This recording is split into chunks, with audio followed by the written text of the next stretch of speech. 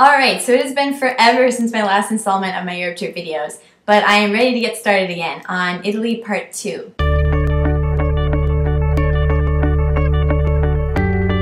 So we left off in Cinque Terre. When Hannah and I left, we took a local train and then we took a speed train into Naples because that's the only way we can get to the Amalfi Coast. All throughout our trip we had printed out our itinerary for the different hostels that we'd be staying at, and we had what time we needed to check in and things like that. Our hostel in the Amalfi Coast was called Castelfonso, I believe, and we had to check in by 8:30 p.m. So by the time we got to Naples, it was around maybe 6:30, 6 o'clock or 6:30 at night, because the trains took much longer than we expected. And we knew that once we got to Naples, we had to take a bus from there to the Amalfi Coast. And so when we got there, keep in mind, Hannah speaks Spanish, I speak a little bit of French, but neither of us speak Italian, and we had to try to find this bus. And we couldn't, usually there's just a huge sign for like the autobus right when you get off, but there wasn't any signs, we couldn't find it anywhere. So we found some taxis and we talked to a taxi driver and asked him where we could find the buses. And he said they were at the airport and that he could give us a ride if we wanted. So now it's like 7 o'clock and he's going to give us a ride to the airport to take the buses. And then we start panicking because we realize how far away the Amalfi Coast is from Naples. And we know that we need to check into our hotel at 8:30. Normally it wouldn't be a big deal if we were late, but keep in mind we just spent the night on the street in Cinque Terre because we didn't have a reservation, and we were terrified of missing our reservation this time because we know nothing about the Amalfi Coast. We don't know how safe it is or anything like that. So on our way to the airport, me and Hannah start to panic. And this is when, because we were panicking and because we were afraid, we made probably the worst decision we made on our entire trip. We asked the taxi driver how much he would like charge us to drive us himself to the Amalfi Coast. And he kind of laughed and he said 130 euro. We checked the official rates on the taxi and he was telling the truth. It would cost us 130 euros. But at this point we only had about an hour to get there on time, and we just couldn't bear the thought of spending the night on the street again. So we decided to spend the 130 euro. We split it between the two of us. But it was still an insane amount of money for a cab ride, but we really didn't know what else to do. And so we started our journey towards the Amalfi Coast. So we started our taxi drive, and the entire time Hannah and I are looking at our watches, checking to see what time it is, because we're getting closer and closer to 8:30 when we're supposed to check into our hostel. And so an entire hour goes by, and we're still in the taxi, and for the past hour we've been driving uphill on this mountain. And I have no idea, it makes no sense to me, I don't know a lot about the geography in Italy, but I cannot figure out how going up a mountain is going to lead us to the coast, the Amalfi Coast. So an hour goes by, I haven't seen the water at all, and I'm panicking. I can't even like speak to the taxi driver about this because he didn't speak English. So in the midst of my panic, the taxi driver slams on the brakes for some reason, and I freak out. And when I look out the window, I couldn't believe the reason we had stopped the taxi.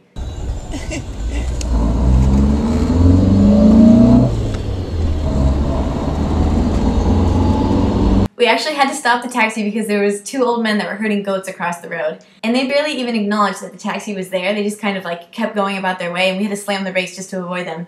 And after that moment, I just felt like we were in the Twilight Zone. I thought we were going back in time, basically. As the further we ascended the mountain, the further back in time I felt like we were. And just when I had decided that we were probably in another dimension, we started to actually descend the mountain. And for the first time, I saw the water, and I felt safe again.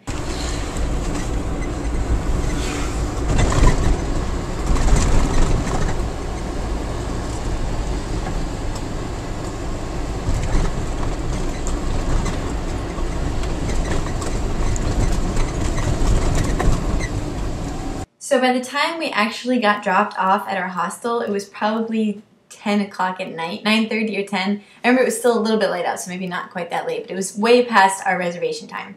And something interesting about the town in the Amalfi Coast is there's no sidewalks, and it's all on a giant hill or a mountain. So there's barely even 2 lanes for cars. Cars have to beep when coming around corners just to avoid hitting each other because they can't see each other, and there's not really enough room for 2 cars to be on the road at one time. We get there, and all the lights are off, and no one seems to be at the hostel. But the front door to like the porch area is open, so we go in there and wait. Maybe, I don't know, maybe the owner will come back in a couple hours or something. And so maybe an hour goes by, and it's 10:30, 11 at night, and no one's back yet. And we feel bad about being in the hostel without permission or anything like that. We didn't want to get in trouble with the police or anything. But there's literally no sidewalks anywhere. There's nowhere for us to stand. We would have to start walking on the road, and especially at night that would be so dangerous because there's not enough room for cars and people on the road at the same time. So I told Hannah, I'm like, let's just sit here. Maybe we have to sleep in the lobby until tomorrow morning when people get back. Which, again, is like a horrible idea to us because we're tired of sleeping in chairs and on the street and on the road. Hannah falls asleep because she's really tired, and I have a lot of trouble falling asleep if I'm not in a bed and I don't feel safe. So I just kind of like paced around the porch for a while. And I don't know if this time, I think it's maybe midnight at this point, and I hear this little popping noise coming from the window.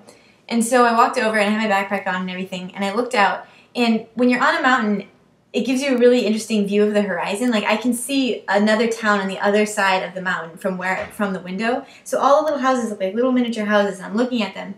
And there are little tiny fireworks getting set off from the village and exploding on the horizon of the mountain. And it was so, so pretty. And maybe I should have filmed it, but it's something that I've noticed that because I film almost everything all the time, when something really beautiful or really special is happening, I almost don't want to film it because I know that if I film it with my flip, like, it will not capture how awesome the moment is, and I almost want to remember it as a memory instead of as this little video on my flip. So I couldn't bring myself to film it, but it was really, really pretty. It just looked like I was watching a tiny miniature city with tiny miniature fireworks. And so for some reason it made me feel a little bit better about the night and what might happen. So just as I'm watching the fireworks, I hear a motorcycle. I haven't heard cars for at least an hour. I hear a motorcycle coming down the road. And the roads are basically right up against the building, so you can hear really well. And I can hear the engine going. And it seems to be getting closer and closer to the building. And suddenly I can see the headlights of the motorcycle. And they're shining through the window.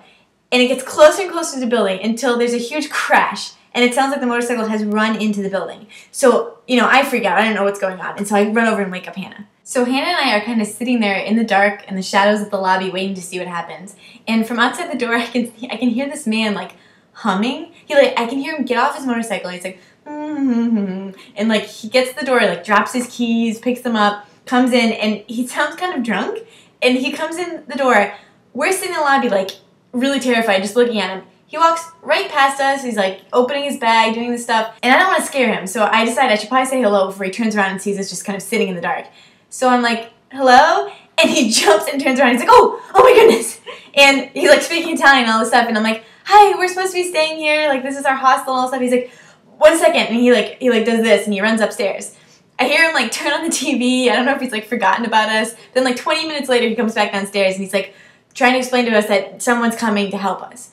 And so we wait there for a little bit, and then a car shows up, and a woman that's dressed like a manager or something, she comes in, and she speaks a little bit of English, and she's like, okay, what's the problem?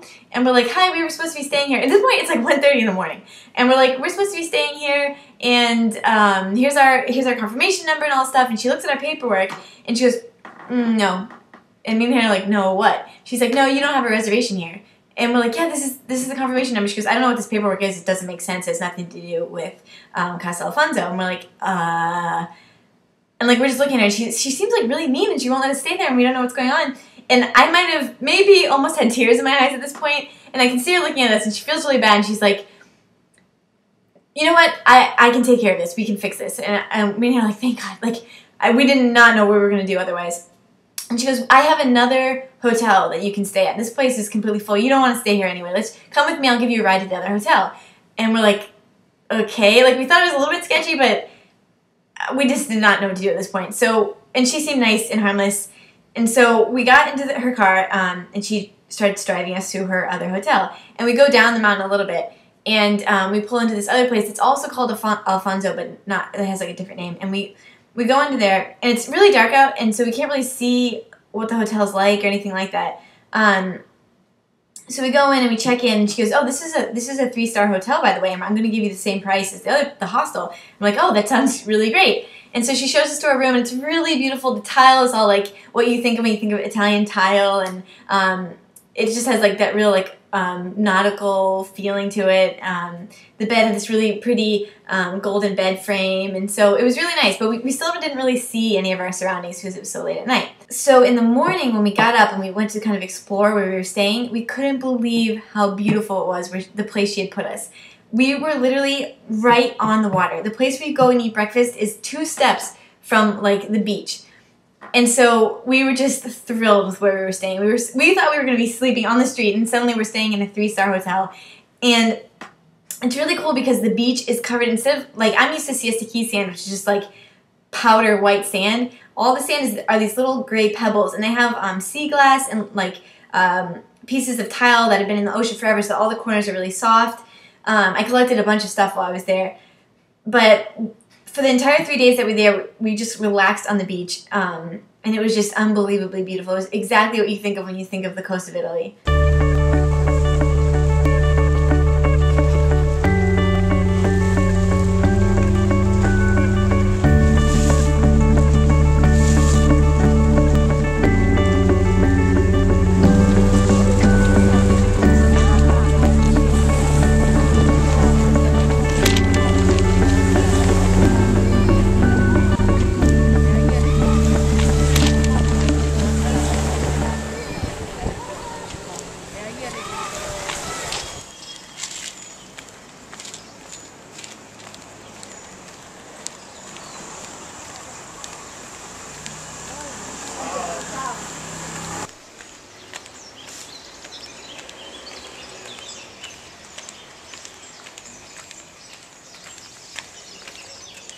I could never go hiking, backpacking.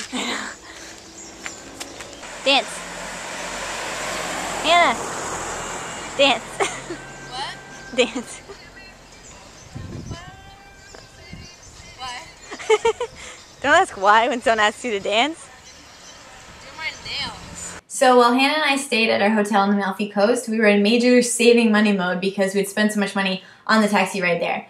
So we basically just ate the complimentary breakfast and then stuffed some extra pastries and rolls in our bags for dinner, and we didn't eat lunch or dinner really any day. And we didn't do a lot of exploring either. We just kind of enjoyed the beach because you had to take a bus to get anywhere into town, and you can't walk again because there are no sidewalks. So, and that cost money, so we didn't do it very often. There was one day that we took the bus into town because since we had just stayed in Cinque Terre, we hadn't spoken to our parents in about 4 or 5 days, and they were probably super worried because we hadn't had internet the past 4 days. So we took a bus into town and we found a bar with Wi-Fi. We finally got into contact with our parents, and they felt better that we were safe, and they told us that they had been very worried. And the bartender was really nice. He told us some places to look around and what to do in the Amalfi Coast. And on our way back, we went to the bus stop, and the bus stops in the Amalfi Coast are so strange. Like, they're just literally a little bench, and it's hard to tell if it's even a bus stop, but we could tell because we had a map. And we didn't know that depending on which way you're going on the street, you have to wait on a certain side of the street. Even if there's not a bus stop there and you want to go north, you have to wait on the other side of the street.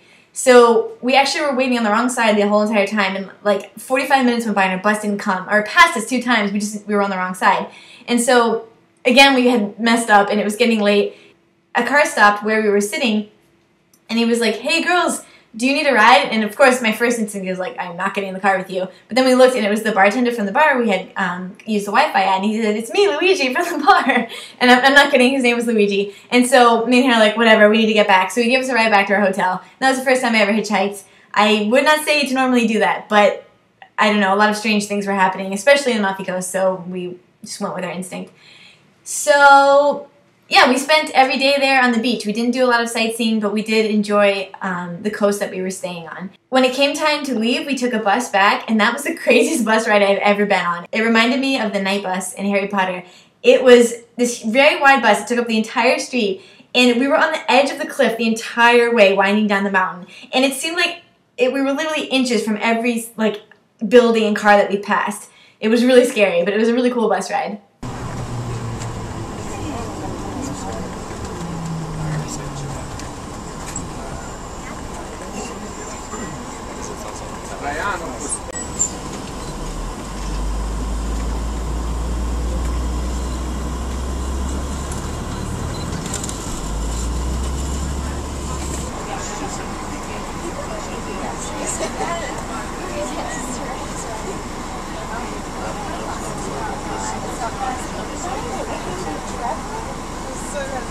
So after the Amalfi Coast, our next destination was Rome.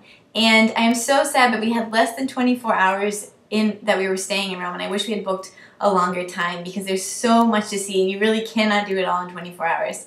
And so Hannah and I decided that Rome is definitely a place we want to go back to in the future and finish up some of the sites we didn't get to see. And so within basically one whole day, we went and tried to see as many sites as we could. So here's just a quick view of all the things that we got to see.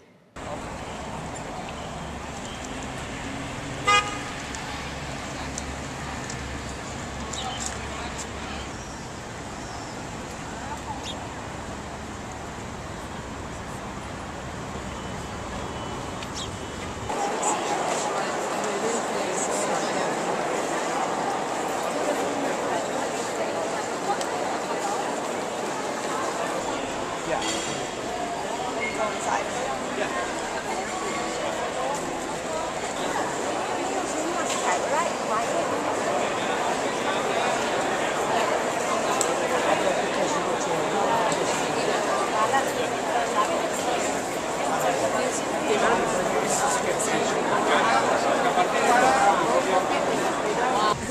have deja vu right now.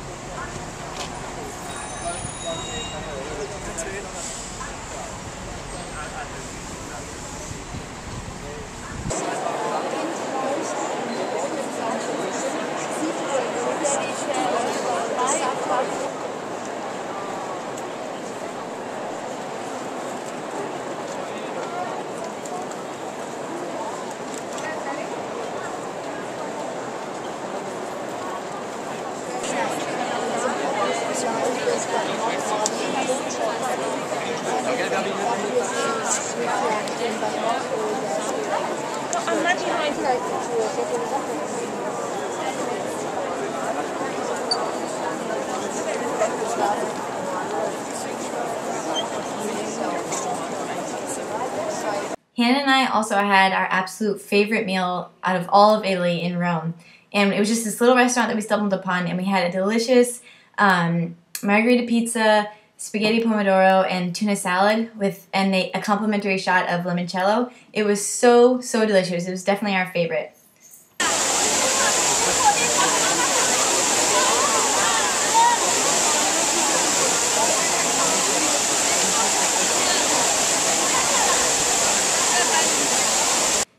Now, the Trevi fountain was one of Hannah and I's favorite places that we visited in all of Europe, and it's because when we got there, first of all, it's a beautiful statue, and it's a beautiful fountain, and it's crowded with people. But when you walk down the stairs towards it, you automatically start feeling really good and really happy, and it's hard to understand at first, and we're like, why does it feel so good hanging out here? We ended up hanging out there for an hour because it felt so good, and I honestly think it's because everyone there is making wishes. So everyone there is concentrating so hard on the thing that makes them more happy than anything else in the world. So the atmosphere is just so pleasant and happy, and everyone's smiling and laughing. And so Hannah and I obviously had to make a wish while we were there. And I heard that there's a legend that if you throw a coin into the Trevi fountain, you will return to Rome one day. So hopefully that is true.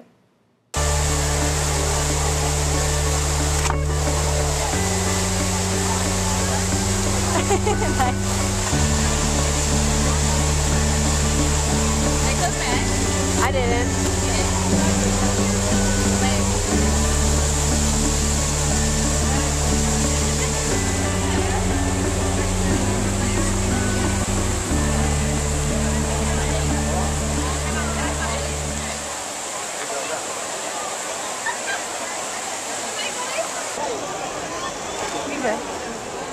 Good. It's okay. I'm video.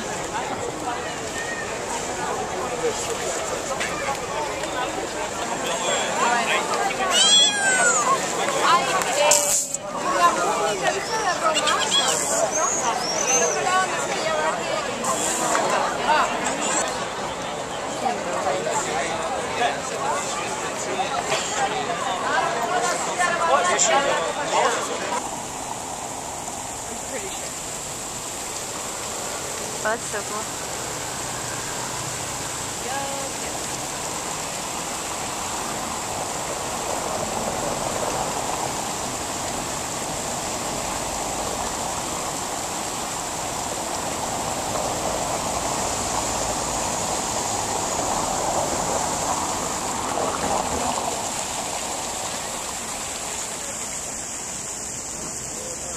So Hannah and I loved our time in Rome, and in the morning it was time to leave, so we started our train journey to southern France where I'd be visiting my family. We had to take several trains. This is also one of the biggest mistakes we made. We did not plan ahead of time what trains we would be taking, so we'll get to that in the next video. But basically we started taking our trains, and one of the trains, I don't remember which one it was, we were in a car. You know, you sit in a train, you're able to close the doors and you sit with like 6 other people. We were in there with an entire other Italian family, and it was just chaos. Hannah and I were sitting in between all of them, and they had 2 cats roaming the cabin, and they were speaking over us, and they were talking to each other, and at one point, one of the women started giving us a bunch of her food. She was like sharing all this food with us, and first we tried to refuse it, and of course it was really good. We were just trying to be polite, but she gave us cheese and bread and all this stuff. And she even tried to, she could barely speak English and we don't speak Italian, and she tried to talk to us about the healthcare reform in America, all through kind of like sign language and half English, which is pretty funny. But one thing is she gave us one of the lemons that are really famous in the Amalfi Coast for being huge. They're about this big. And she gave us some cream cheese. And she didn't explain it, but she gave them to me both specifically, and she told me to take them.